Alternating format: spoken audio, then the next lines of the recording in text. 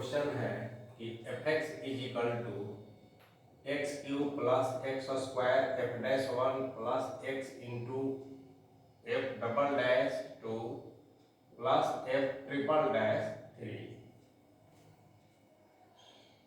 यानी F dash माने first order का डेरिवेटिव एफ एक्स का, सेकेंड ऑर्डर और थर्ड ऑर्डर। यहाँ एक्स अब रियल नंबर है तो f1 का वैल्यू निकालना है, ठीक है। f1 अब मुश्किल यह है कि जहाँ जहाँ x है वहाँ 1 तो रख देंगे तो f1 यहाँ आ जाएगा, यहाँ भी 1 आ जाएगा, लेकिन f डैश 1 कितना होगा, f डबल डैश 2 का वैल्यू क्या होगा, f ट्रिपल डैश 3 का वैल्यू क्या होगा, ये हम नहीं जानते हैं।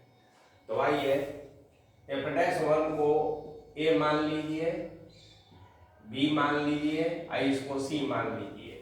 तो जो दिया हुआ फंक्शन है आपका इस तरह से हो गया, एक्स क्यूब प्लस a, इसको a माने हैं तो ax स्क्वायर, इसको b माने हैं bx और प्लस c, ये हो गया। इसको डिफरेंशिएट कर दीजिए तो ये मिल गया हमको। अब जहाँ जहाँ यहाँ x है वहाँ 1 रख दीजिए दोनों साइड में, तो ये मिल गया।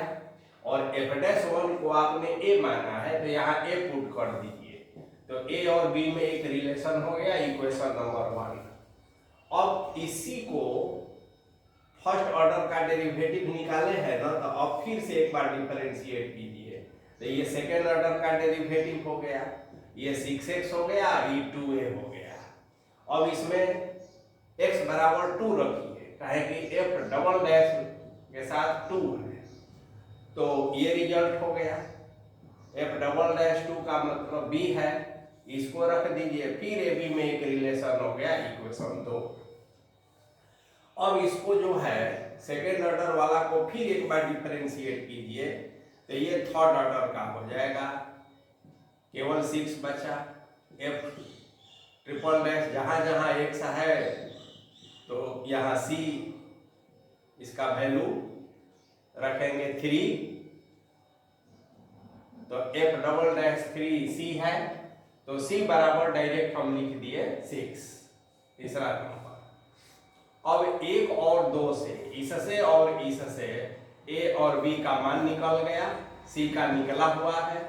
अब जो दो फंक्शन यहाँ पर था यही हम अब यहाँ ले लेंगे। देखिए एक्स क्यूब प्लस a तो माइनस 5x स्क्वायर, b तो b आया था 2 तो 2x और c आया था 6। अब इसमें जहाँ जहाँ x है वहाँ 1 रख दीजिए, सिंप्लीफाई कीजिए तो 4 आ जाएगा, यानी कि ऑप्शन बी जो है सही है।